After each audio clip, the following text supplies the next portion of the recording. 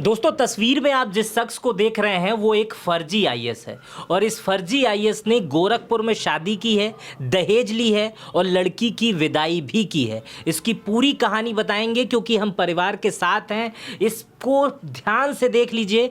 इटावा का रहने वाला आदमी ये अब तक 25 शादी कर चुका है और इससे गोरखपुर में भी इसने एक शादी की है। ये खुलासे में जो सामने चीज़ें आ रही हैं वो मैं बता रहा हूँ, लेकिन इसके अलावा वो तमाम घटनाएं जो इससे जुड़ी हैं वो मैं आपको अभी इस इंटरव्यू में बताऊंगा। सबसे पहले इसकी शुरुआत इस आईएएस को आप देख रहे हैं, मैं तस्वीर भी किनारे चला दूंगा। इसका नाम प्रियतम कुमार निषाद बताया जाता है। ये प्रियतम कुमार निषाद के नाम से फेमस है। इंटरनेट पे इसके इंटरव्यूज भी उपलब्ध हैं, लेकिन ये फर्जी आईएएस है। ये सब पता कैसे चला? गोरखपुर में 11 मार्च को एक शादी होती है जिसमें प्रियतम कुमार निषाद आईएएस का कार्ड भी छपता है, बाकायदा वो कार्ड सर्कुलेट होता है, परिवार के बहुत सारे लोग आते हैं, शादी होती है, लड़की की विदाई होती है। लेकिन बाद में सच सामने आता है, ये नकली आईएएस निकलता है, फर्जी आईएएस निकलता है। हमारे साथ उसी परिवार के एक सदस्य हैं। गोपनीयता के नाते हमने उनका चेहरा ढक रखा है, लेकिन आवाज़ जो आप तक सुनाई देगी वो आपको पहचान में और तमाम चीज़ें जानने में मदद करेगी जो आप इस वीडियो को देखकर समझेंगे। हमारे साथ जो परिवार के सदस्य हैं, सर आप मुझे ये बताइए, ये इतनी बड़ी घटना आपके परिवार में घटी है, एक फर्जी आईएएस के वहाँ शादी हो गई, ये घटना की शुरुआत कैसे हुई और इस फर्जी आईएएस के चपेट में आपका परिवार कैसे आ गया? फर्जी आईएएस के चपेट में आने का मेन वो है कि हमारे समाज का एक ग्रुप है जो दिल्ली में एक्टिव है। उसमें बहुत से अच्छे अच्छे लोग भी हैं, जैसे हमारे कुछ रिलेटिव भी उस ग्रुप में हैं। बहुत से अच्छे, उसी में एक आईएएस प्रीतम कुमार निषाद के नाम से उसमें प्रोफाइल था उसका। तो भाई अब सबको इच्छा होती है हमारे समाज में कोई अच्छा आदमी है तो उससे बात किया जाए। बात करते करते ये बात शादी तक पहुंची। तो ये बात धीमे धीमे करना हुआ, फिर आगे चल के ये बात जब शादी तक पहुंची तो फिर ये हुआ कि उसकी बायोडाटा के बारे में हम लोग जानना चाहा। तो जिससे पता चला कि उससे बात करने में ये उसने अपना परिचय क्या दिया कि मैं इटावा का एक दिल शहर है, उसके कुछ अंदर एक कोई गांव पड़ता बहुत। उसने कहा कि मैं बहुत बैकवर्ड गांव से हूं और मेरा गांव में ज़्यादा मतलब कोई बहुत अच्छे लोग नहीं नज़र आएंगे, बहुत ही बैकवर्ड है। और मैं यहाँ एक दिल शहर में अपने सिस्टर के वहाँ रह के। कौन से शहर में? इटावा का एक दिल हाँ, एक दिल शहर है, वहाँ पे उसकी सिस्टर का घर है। और वहाँ पे मैं रह के मैंने यूपीएससी क्रैक की है। तो ये सब मुझे हम लोगों को पता चला। तो फिर उसको लेके हम लोगों ने कुछ जांच पड़ताल की जो सोशल साइट पे उसके पड़े हुए थे। सोशल साइट पे एसडीएम करके उसका 2-3 प्रोफाइल है, और जिसमें एक मैंने आपको एक वीडियो भी दिखाया जिसमें वो जो यूपीएससी करके आया तो कई समाज के लोगों ने, उसके बड़े बड़े लोगों ने उसको दिया। और उसका मोटो प्रिंसिपल क्या था कि वो अपने समाज के बड़े बड़े नेताओं से जाता था और मिल के फ़ोटो खींचता था। ये जो आपने वीडियो दिखाई इसको हम सार्वजनिक कर सकते हैं, दिखा सकते हैं? सोशल मीडिया जो फोटो आप उसको सार्वजनिक कर सकते हैं, लिंक डाल सकते हैं, जो देखना वो देख ले। तो वो करके उसने दिया। तो उसका सबसे बड़ा ये था कि जहाँ जिस शहर में जाता था उसके बड़े लोगों से मिलता था, अपने आप को यही बता के, आईएएस बता के। और उसके लिए उनको फूल माला देता था, चाहे वो कुछ देता था। तो उसको वो प्रचार इस तरह से कहता था कि हमको ये सम्मानित किया है, फला नेता ने, फला ये सब सामने सम्मान। वो सारा फ़ोटो उसके सोशल साइट पे पड़ा हुआ। 2-3 एसडीएम के नाम से 2-3 फेसबुक प्रोफाइल है उसके, जो जिसमें ऐसे ही कहीं एसडीएम ऑफिस में गया तो उसका फ़ोटो खींच लिया है। और वो कहाँ से करता था। फिर ये सब करते करते फिर बात आगे शादी तक चली। फिर कुछ लोग यहाँ से घर जब गए देखने तो ऐसे ही घर 2 रूम का है, कुछ खास नहीं है। तो ये लोगों ने ये समझा कि चलो भाई लड़का एसडीएम है, हमको लड़के से लेना, घर से द्वार से नहीं, मतलब भाई सर। यहाँ से जब शादी तय हुई तो आप एक बार चेक करने इटावा गए थे। इटावा में जब आप गए तो आपने देखा कि 2 कमरे का मकान है, एसडीएम है, लेकिन आपने सोचा ईमानदार है। नहीं, अपनी सिस्टर के वहाँ पढ़ाई करता है। तो और ये हुआ कि भाई लड़का अगर जॉब में है तो भाई वो कहीं रह सकता है, कहीं नहीं रह सकता। अभी सिस्टर के वहाँ, तो सिस्टर के घर से नहीं, लड़के को देख के लोग प्रोफाइल शादी किए। अब ये बात शादी तक हुई। फिर अब इतना हाई प्रोफाइल शादी, उसमें हम लोगों ने अच्छे अच्छे होटल बुक किए। शादी बारात के दिन हमने अच्छे होटल बुक किए, रूम भी बुक किए अच्छे अच्छे सारे। और बारात आई, बारात में 10-12 लोग जो उनके सर्किल के थे, जो उस रैकेट में हम मुझे लगता है शामिल थे, 10-12 लोग कोयल बारात में आए। प्रियतम कुमार निषाद की तरफ से 10-12 लोग 10-12 ओनली 10-12 लोग आए। हाँ। बाकी 12 लोगों में उसके परिवार के कुछ लोग थे। सारे परिवार के थे। अच्छा, सारे परिवार के, माँ बाप भाई बहन? नहीं, माँ नहीं आई थी, भाई आया था। कोई बैच का उसके नहीं दिखाई दिया? ना बैच का। जिस दिन बारात आई तो उसी दिन मुझे शक हुआ। पहला शक का आधार तो मेरा उसी दिन से हुआ कि बारात आई तो पहले उसने बोल रखा था कि हमारे कुछ बैकवर्ड आएंगे, हमारे गांव बहुत बैकवर्ड है, बैकवर्ड। हम कहे चलो वो सब ठीक है, मैं बारात के तो। लेकिन जब ये हुआ, हम लोग होटल में 20 रूम और अच्छे होटल किए थे, 20 रूम बुक किया था। 8 लोग बाराती में आने का मतलब। और एसडीएम का मतलब, मैं इतना पढ़ा लिखा हूँ, एसडीएम का एक प्रोटोकॉल होता है। प्रोटोकॉल्स होते हैं, उसके बैच के दोस्त होते हैं, किसी के साथ तो पढ़ा होगा। हाँ तो वो प्रोटोकॉल होता है। तब तो भी हम लोगों ने कहा कि अभी हो सकता है ये यही लोग आए, अभी और लोग आएंगे। फिर उसके बाद कुछ नेता भी लोग आना शुरू हुए। कुछ दिन पहले वो जब हमारे घर भी आया था कार्ड देने के लिए शादी का, तो मेरी मदर ने यही बोला कि आप जब शादी कर रहे हैं तो बहुभोज नहीं कर रहे तो मतलब क्या है हमारे यहाँ कार्ड देने का। तो उसका दिमाग देखिए क्या है, घर वालों को बोल के गया कि यहाँ के एसडीएम को देना है और एसएसपी को देना है और कुछ नेताओं को कार्ड देना है, वो इसीलिए आया। और दूसरी चीज़, वो जिस गाड़ी से आया था वो भारत सरकार लिखी हुई गाड़ी से आया था। वो कहाँ से उसको मिली, ये सबसे बड़ा चीज़ था। फिर उसके बाद जब नाश्ता पानी होने के बाद बारात निकली तो बारात देख के और हम लोग दंग रह गए। दूल्हे की गाड़ी नहीं सजी हुई। हम कहे ये कौन सा बारात है। अब मेरा दिमाग गरमाया। मैंने अपने शादी में भी कुछ वीआईपीज आए होंगे। इस आईएएस की शादी है तो ये देख के बहुत सारे नेता आपकी तरफ से आए होंगे। नहीं, हमारी तरफ से कोई नेता नहीं आया। तो उन्होंने कुछ नेताओं को बुलाया था, नाम मैंने उजागर करना चाहूँ। बड़े नेता आए थे, बड़े नेता आए थे उनकी तरफ से। और उन्हीं में से एक हमारे मित्र थे, उन्होंने ये सारा भेद खोला। जो वो इटावा शहर के ही थे। नहीं, इटावा है तो यहाँ के, लेकिन इटावा शहर में वो कुछ काम कर चुके हैं, समाज के लिए काम कर चुके हैं। तो उन्होंने जब ये होटल में गए, जब ये होटल पहुँचे तो वही आए मिलने के लिए कि भाई हमारे समाज का आईएएस अधिकारी है और हमें कार्ड दे के गया यहाँ गोरखपुर में। तो वो मिलने गए उससे होटल में ही। तो होटल में जब मिलने गए तो ये हुआ कि आप कहाँ के हैं, तो बताया कि हाँ भाई इकदिल शहर में रहता हूँ, इकदिल में हूँ और मेरा मनिकपुर पोस्टिंग है। और मनिकपुर यूपी का मनिकपुर। तो वहाँ पोस्टिंग है। तो फिर रहते कहाँ है तो बताया इकदिल। तो वो हमारे समाज के लिए इकदिल शहर में काम कर चुके हैं, जो हमारे मित्र थे। उन्होंने इकदिल में हम जहाँ वो बता रहा था वहाँ हमारे कार्यकर्ता, वहाँ पे उन्होंने फ़ोन किया तो कि अरे आपके गांव में कोई प्रीतम कुमार निषाद के नाम से एसडीएम आईएएस अधिकारी है क्या कोई। तो उन्होंने कहा नहीं। तब वहाँ से मामला थोड़ा गर्म होना शुरू हुआ। अब वो उन्होंने तुरंत फ़ोटो खींचा। उन्होंने जब वहाँ से कहा कि ठीक है आप फ़ोटो भेजिए, देखें कौन है हमारे समाज का।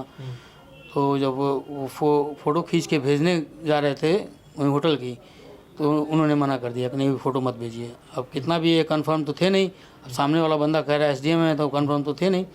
तो फिर वो फ़ोटो नहीं भेजे, रात में ही वो आए और चले गए। हम ये बातें हुई तो फिर उसके बाद चले गए। तो रात में जो वहाँ पे जो जिनको उन्होंने फ़ोन किया था, रात में वहाँ भाई इनके कहने पे वहाँ पड़ताल किए तो पता चला ऐसा कुछ नहीं है। तो सुबह उन्होंने अर्ली मॉर्निंग फ़ोन किया हमारे समाज के जो हैं उनको। वो फ़ोन करने के बाद उन्होंने तुरंत फ़ोटो जो उनके पास रात खींचा था वो फ़ोटो उनको भेजा। और फ़ोटो जब भेजा तो वो देखते ही कह दिए कि अरे ये तो हमारे दूर के रिश्ते में चाचा का लड़का लगता है और बहुत बड़ा फ्रॉड है। आईएएस लिखता है लेकिन आईएएस वो है नहीं।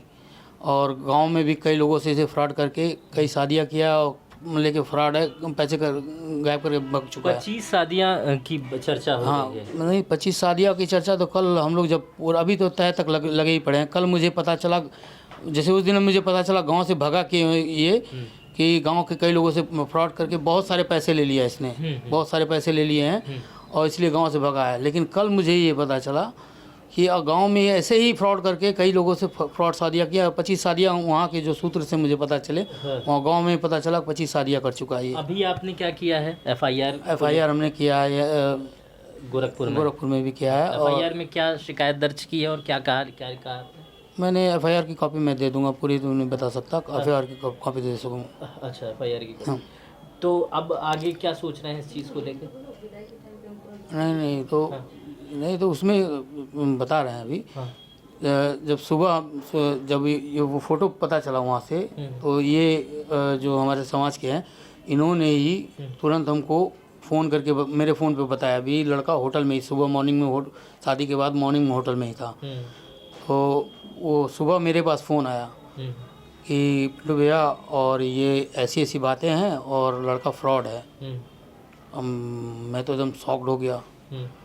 रात को जांच जो चल रही थी, सुबह एकदम उस पर सत्यापन हो गया। अब तुरंत मैंने यहाँ बताया, तब तक ये विदाई हो चुकी थी। अब फिर हम लोग तुरंत गाड़ी लेके तुरंत उसका पीछा किए। इधर विदाई हुई और गाड़ी के पीछे पीछे हम लोग निकले। मैंने अपने बहन को बोला था, जहाँ तुम्हारी गाड़ी का लोकेशन रुकेगा वहाँ मुझे लोकेशन चाहिए। अपनी बहन को? हाँ। जिस फर्जी आईएएस से जिससे शादी हुई थी, उनकी बहन जिसके साथ हाँ। जा रही। हाँ। मैंने वही बोल दिया कि हमको पल पल का लोकेशन चाहिए, जहाँ अगर कहीं गाड़ी रुके वहाँ का लोकेशन मेरे पास आना चाहिए। और मतलब विदाई के आधे घंटे में हम लोग का डिस्टेंस बस आधे घंटे का था। वो विदाई हुई, गाड़ी हम लोग आधे घंटे बाद लेके निकले। तो मैंने पहले उसको बोल के रखा था सारा लोकेशन चाहिए मुझे। तो वो जहाँ रुकती थी गाड़ी, जहाँ चाहे होटल पे चाहे कहीं रुकती थी, तो वो लोकेशन भेजती थी। और हम लोग यहाँ से पीछा करते करते वहाँ गए उसके। तो लास्ट लोकेशन घर के जहाँ उसकी घर था उसके बहन का। तो उस समय मैं गया नहीं था, मैं पहले जब देखने, बाद में गया तो मुझे घर मालूम नहीं था। लास्ट लोकेशन जहाँ था वहाँ ही मैं गाड़ी, आधे पौन घंटे बाद हम लोग वहाँ पहुँचे। उसकी गाड़ी जहाँ उतरी थी उसके उसी लोकेशन में हम खड़े होके, अब हम लोगों ने उनको बताया तो वो भी शौक कि भाई विदाई किए और पीछा करते यहाँ तक आ गए हमारे पीछे। और 9 बजे वो लोग रात को पहुँचे थे, 9:30 बजे हम पहुँचे। और अब हम लोगों ने उनको फ़ोन किया, तब अब एकदम वो भौचक्का घर में न फ़ोन किया तो वो इधर उधर टहला रहा हम लोग को आधे घंटे से कि यहाँ आए, लड़की शादी थोड़ा सा पूजा हो रहा है, वहीं गए हैं, अभी आ रहे हैं। हम लोग गाड़ी के जहाँ एग्जैक्ट लोकेशन में खड़ा होकर वहाँ देख रहे हैं, इधर उधर मकान पे कोई, जितना अगल बगल मकान था कहीं कुछ ऐसा लग ही नहीं था। भाई किसी का शादी घर होता, झालर लगे होते, वो लगे होते, तो नहीं मिला। फिर उसके बाद तब तक उसकी भाई की लड़की हमको नज़र आ गई। उसको बुलाया गया तो कह रही यहाँ है घर हमारा। और वो लेके मैं जब हम लोग घर गए, घर में देखें तो कोई कुछ शादी का घर ही नहीं लग रहा था। अब मैं, इससे पहले कई शादियां हो चुकी थी इस तरह की? हाँ, नहीं तो शादी का घर ऐसी, जैसे नहीं कहीं कहीं जाते हैं, जैसे कुछ लोग आए, जैसे आपने आए कहीं मिलने गए, मिल के चले गए, ऐसा तो वो घर लग रहा था। ना घर में रहने का वो कुछ, ना सब कुछ। तो फिर मैं ये फ्लाईओवर के नीचे टहलता आया। फिर मैंने इसको जब बुलाया वहाँ से, तो मैंने इसको बुला के बैठाया। तब तक तो मैं सारी चीज़ें जान गया था कि बस क्लियर करना था। तो मैंने उसको बुला के बैठाया। तो मैंने उससे यही पूछा कि बाबू एक बात ये बताओ कि मैं उतनी दूर से यहाँ हूँ एक डाउट क्लियर करने के लिए, उसके बारे में तुम बताओगे या मैं बताऊँ? कह रहा क्या? तो हम कहे ये बताओ एसडीएम हो आप? कह रहा हाँ। हम कहे किस शहर के हैं? कह रहा मणिकपुर। तो हम कहे मणिकपुर पड़ता कहाँ है? तो वो बोल रहा है कि यहाँ से 500-550 किलोमीटर दूर मणिकपुर पड़ता है। तो हम कहे यूपी के लास्ट छोर इटावा में तो हम इस समय बैठे हैं, यहाँ से 500 किलोमीटर पार करेंगे तो दिल्ली हरियाणा पार कर जाएंगे, और इधर जाएंगे तो गोरखपुर की तरफ। मतलब कहाँ? तो कह रहा नहीं, दिल्ली हो के जाना पड़ता है, बॉर्डर क्षेत्र पड़ता है। हम कहे चलो ठीक है, ये भी मान लिया, कल सुबह वहाँ भी चलेंगे। अब अपनी आई कार्ड दिखाओ हमको। कह रहा मेरा आई कार्ड वहीं है। और हम कहे चलो वो भी बात मान लिया, आई कार्ड वहीं है, कल चलेंगे, वो भी देख लेंगे। अब ये बताओ 4 साल से तुम एसडीएम के पोस्ट पे स्लिप तो आती होगी तुम्हारी, वो मुझे अपने फ़ोन पे दिखाओ। फ़ोन तो तुम्हारे पास ही है ना? अब वो कंफ्यूज कि अब दिखाऊं सो, जब पे स्लिप आया तब तो दिखाए। वहाँ कुछ देर उसने सोचा। हम कहे चलो अब यहीं तुम पकड़ेगा, अब ये बताओ एसडीएम हो कि नहीं हो? कह रहा नहीं। अच्छा, कह दिया नहीं? हाँ, कह दिया नहीं। हाँ।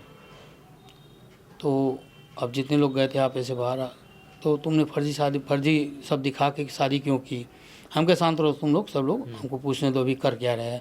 हम कहे तुम अभी कर क्या रहे हो? तो कह रहा है कुछ कौन सा फरीदाबाद में मैं कोई स्टोर का मैनेजर हूँ। मैं मैनेजर था। हम कहे था और है में डिफरेंट है। और अभी कारण छुट्टी लेके मैं आया हूँ, बस इतना मैंने सुना। और इतने देर में हमारे घर से सारा फ़ोन ऑन था, वीडियो कॉलिंग चल रही थी, सारे लोग घर के लोग डरे सहमे थे। और मैं तुरंत अपनी बहन को वहाँ से लिया। रात को 12 साढ़े 12 बज गए। साढ़े 9:30 से 2.5 घंटे 3 घंटे मतलब उनको ये सारा जांच वाँच करने में लग गए। तो हमारी बहन ने जो ज्वेलरी पहनी थी वो लिया, और जो पहनी थी जिस तरीके से थी और उसका बैग उसी तरीके से मैंने तुरंत को रात से घर में सभी लोग फ़ोन करने लगे कि भाई उनका क्षेत्र है और वो रैकेट चलाता हो, अभी किसी लोगों को बुला दे, क्या बुला दे। तो हम लोगों ने ये कहा कि अपनी बहन को बैठाया गाड़ी में और गेट लॉक किया। सिस्टर को और भतीजे को भेजा चौकी पे। वहाँ से जहाँ वो रह रहा था वहाँ से 150 मीटर पे ही एक दिल का चौकी है, एक दिल थाना चौकी। वहाँ पे लोग गए पूछते फिर वहाँ पे गए तो ये रात को एप्लीकेशन लिखवाने के लिए, तो वहाँ के सिपाही ने कहा कि आप एक एप्लीकेशन दे दीजिए और सुबह इंस्पेक्टर साहब आएंगे तो मैं चलूँगा। तो ये लोग एप्लीकेशन लिखवा ही रही थी, तो उसमें जब नाम आया प्रीतम निषाद, तो कह रहा है इसके नाम से 2 FIR तो यहाँ पहले ही लॉन्च है। अब वहाँ से भी घर से बात चल रही थी। तब मैं तुरंत आया, हमारी सिस्टर घर के अंदर थी और छोटी सिस्टर को मैं कार में बैठा लिया था। तो बाहर से गेट मैंने लॉक किया था और जब लॉक खोला तो वो अंदर गया। हम कहे ये है कहाँ? हम कभी ये लोग पुलिस को लेके आती होंगी, तो ये है कहाँ? तो जब दरवाज़ा खोला तो बाहर के कमरे में हमारी सिस्टर और एक गेस्ट और थे हमारे साथ जो गए थे, वो बैठे थे। और वो कहा मैं और सब सामान लेके आ रहा हूँ, और अंदर गया। अंदर सीढ़ी से ही वो उसकी बहन भाग गई। और रात को 12 बजे हम लोग वहाँ से तुरंत बहन को लेके हम लोग यहाँ से, जबकि हम लोगों ने वहाँ होटल भी ले रखा था। अगर उसको देखना होगा तो हम वहाँ का होटल का एड्रेस भी दे देंगे, वहाँ का फुटेज भी है। हम लोग रात को गए, पहले होटल लिया गया कि भाई किसी रिश्तेदार के। और ये जो 15 लाख रुपए थे जो दिए थे आपने दहेज में, वो कैश था उसके पास, वो वापस ले पाए? नहीं, वो कैश नहीं पूरा ले पाए हम। जो लास्ट दिन जो चढ़ा था जिसमें 3-3.5 लाख रुपए थे, और उसमें यहाँ से जो मिला था विदाई के दिन, जैसे जो द्वार पूजा होता उसमें चढ़ा था थाली में, वो पैसे उसको दिए गए थे। तो जब ये इंसिडेंट हुआ तो इन लोगों ने कहा कि वो पैसे जो पैसे मिले पैसे मेरे को रिटर्न करो और तुमको तो हम जेल भेजेंगे, ये वर्ड बोला। फिर उसके बाद उसने उस पैसे में से 2 लाख और कुछ 100 के 12-13 नोट होंगे जो उसके बैग में थे, वो उसने वो दिए और कहा कि मैं जा रहा हूँ और पैसे लेके आ रहा हूँ तो बगल वाले रूम में। तो हमें क्या मालूम अंदर सीढ़ी है, अंदर वो सीढ़ी था और ऊपर 3 से ढका हुआ सीढ़ी था। एक फ्लोर का मकान था। वो अंदर गया और अंदर सीढ़ी से वो उसकी बहन भाग गई। रात को हम लोगों ने लेके आए और उसी अगले दिन हम लोगों ने एक FIR लॉन्च किया यहाँ गोरखपुर में। FIR लॉन्च, वहाँ पे एप्लीकेशन दिया तो वहाँ पे पहले से FIR दर्ज, वहाँ पे पहले FIR था। वो भाग गया था। और अभी आप फ़ोन कर रहे हैं तो क्या हो रहा है? फ़ोन पे तो बराबर उसकी चालू है। वो कह रहा है हम अपना फ़ोन बंद नहीं करते हैं। तो पैसा जब मांग रहे हैं 10 लाख रुपए 12 लाख रुपए, तो अभी भी उसके पास 12 लाख तो अभी भी वो एक दिन फ़ोन, जैसे हम लोग बराबर फ़ोन करते रह रहे हैं तो फ़ोन उठा रहा है।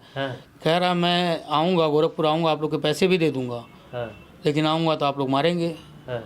तो ये हुआ, कुछ समाज के लोगों ने उसको बुलाया जिसमें उसने ये गुरुवार को डेट दिया था कि मैं गुरुवार को गोरखपुर आ रहा हूँ।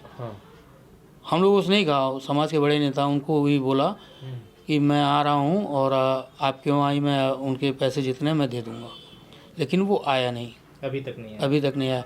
तो मैं ये चाह रहा हूँ कि FIR लॉन्च करने का मतलब ये है कि ऑलरेडी मुझे अपने सूत्र से जो पता चला कि जिस गांव में भगा वहाँ ऑलरेडी वो 25 शादियाँ इसी तरह का किया है, सबसे ऐसे पैसे लिए होंगे।